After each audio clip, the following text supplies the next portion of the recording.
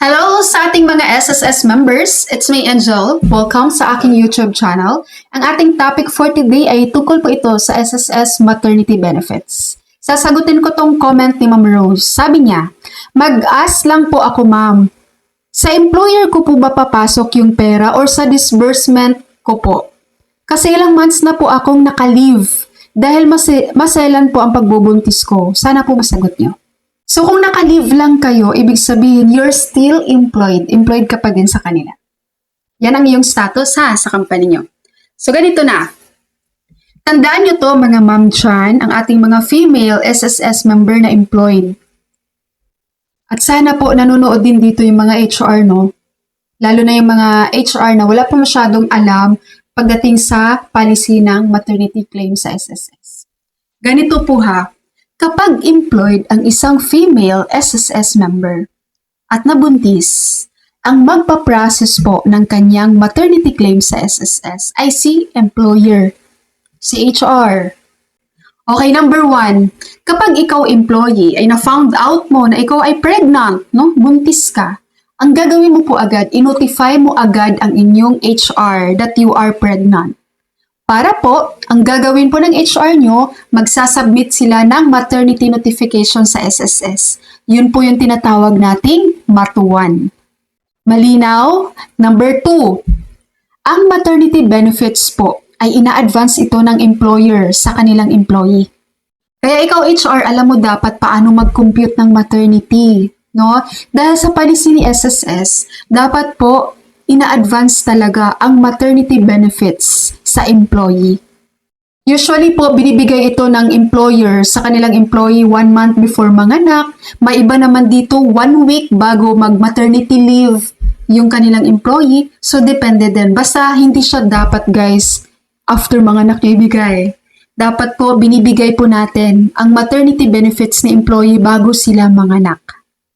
Number 3, kapag naman si employee ay nanganak na, ikaw HR, magsasubmit ka na ngayon ng maternity reimbursement sa SSS.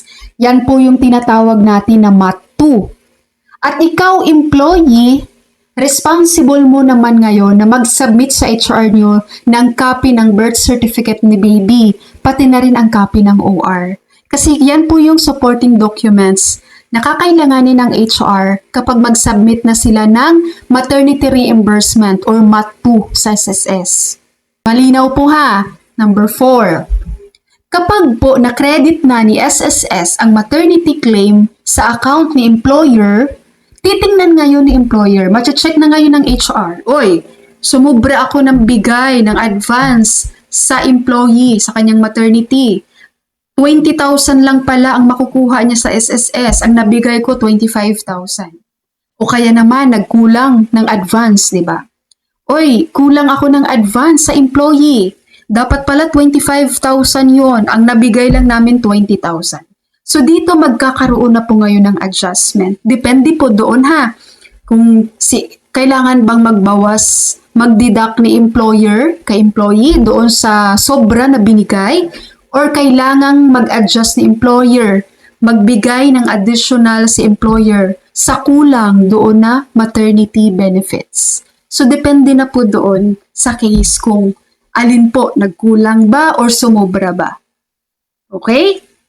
So, ganun po. Kaya kung ikaw employee ngayon na nanonood sa video ko, sana ay may natutunan ka sa rights mo at responsibility mo bilang isang SSS member female na qualified for maternity benefits at ikaw ay employed, no?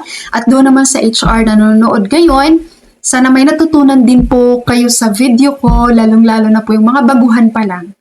Okay, hindi naman agad porket HR ka, alam mo na ang lahat. Hindi naman. Lahat tayo ay matututo tayo from time to time, di ba? Step by step, kumbaga, dahan-dahan. So, ganyan din naman ako nung umpisa. Marami akong hindi pa alam sa trabaho ng isang HR. So sana may natutunan kayo sa video ko na to and alamin natin as an HR, as an employer, ang policy ni SSS pagdating po sa maternity benefits ng employee nyo na manganganak. Yung ibang employer kasi dito guys, ang titigas ng ulo, ayaw mag-advance ng maternity benefits. Kailangan inaantay pang mareklamo sila, no? So sana alamin muna natin ano ba talaga ang policy ni SSS dito. Okay? SSS members, that's all for my video for today. Thank you so much for watching everyone. God bless you all.